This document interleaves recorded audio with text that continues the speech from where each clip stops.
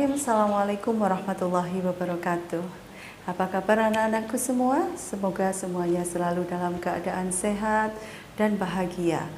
Di kesempatan kali ini kita akan bertemu kembali dengan mata pelajaran bimbingan dan konseling. Pada pertemuan pertama yang lalu kita sempat mengisikan tentang pengisian angket Google Form mengenai kebutuhan-kebutuhan materi selama di program bimbingan dan konseling.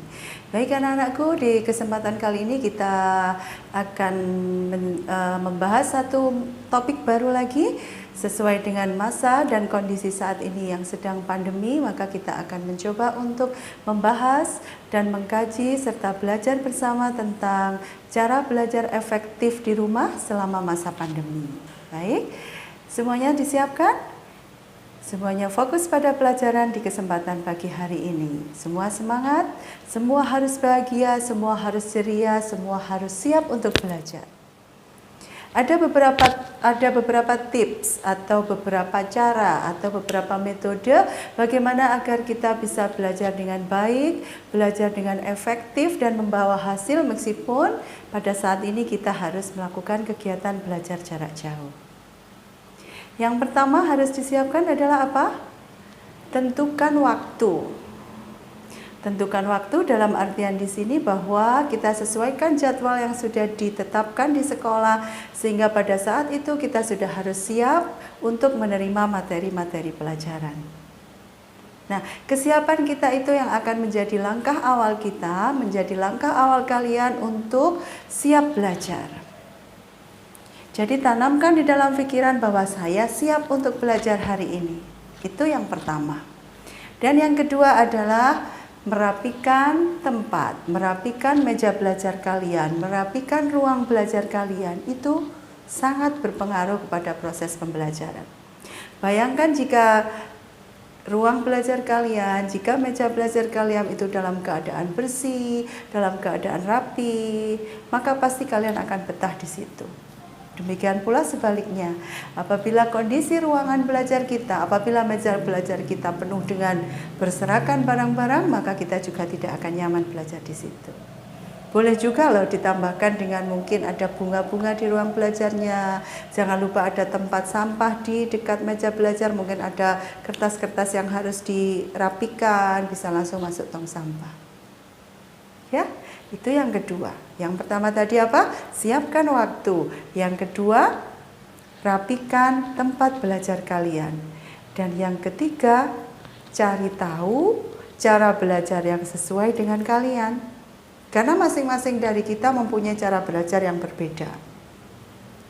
Yang dimaksudkan di sini, ada yang suka belajar sambil bersandar, sambil ngemil, sambil dengar musik. Tapi tidak disarankan kalau belajar sambil nonton film atau nge-game. Pasti itu tidak akan efektif. Perhatian kalian akan terpecah. Ada juga loh yang cara belajarnya suka di tempat sendirian yang sepi, dia lebih bisa fokus di situ.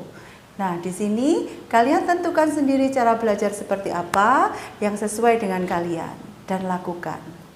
Senang pakai dengan musik-musik, silahkan. Senang sama ngemil silahkan, asal jangan nonton film atau main game, itu tidak akan fokus, gitu ya. Itu yang ketiga. Dan yang keempat adalah carilah media pembelajaran yang mendukung materi belajar kalian. Jadi jangan suka hanya menunggu dari bu guru, pak guru.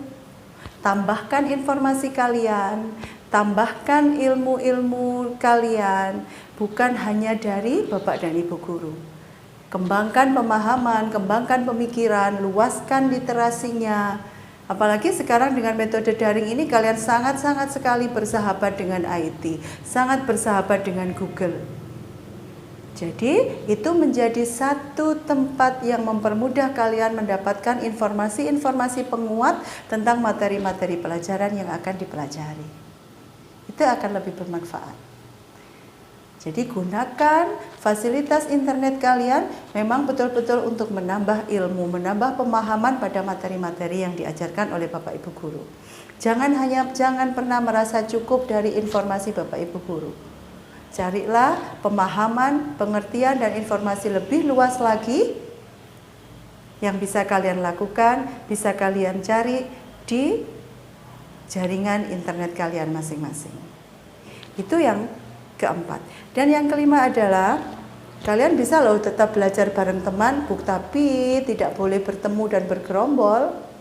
Gunakan fasilitas-fasilitas internet kalian, gunakan fasilitas-fasilitas media sosial kalian untuk kegiatan belajar.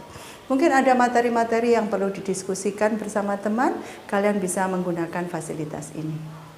Jadi, tidak merasa sendiri lagi, meskipun tidak bisa bertemu, tapi kalian masih bisa berkomunikasi menggunakan fasilitas-fasilitas jaringan yang kalian miliki. Itu yang kelima. Terus yang keenam adalah kalian jangan meremehkan untuk mengkonsumsi air putih. Itu penyemangat kita. Itu menjadi satu asupan yang dibutuhkan oleh tubuh kita. Apalagi kalau mulai pagi, jangan lupa setelah bangun tidur, air putih itu penting. Itu akan membuat kita lebih segar, merasa lebih sehat, dan membuat kita lebih bersemangat. Jangan diremehkan itu. Bila perlu di ruang belajar kalian, sediakanlah air putih. Sepertinya remeh, tapi itu penting. Dan yang ketujuh adalah berolahraga. Meskipun kalian tidak harus pergi ke sekolah, sempatkan pagi hari untuk berolahraga ringan, untuk menambah kebugaran, menambah semangat, menambah rasa sehat, menambah daya tahan tubuh dengan melakukan kegiatan olahraga.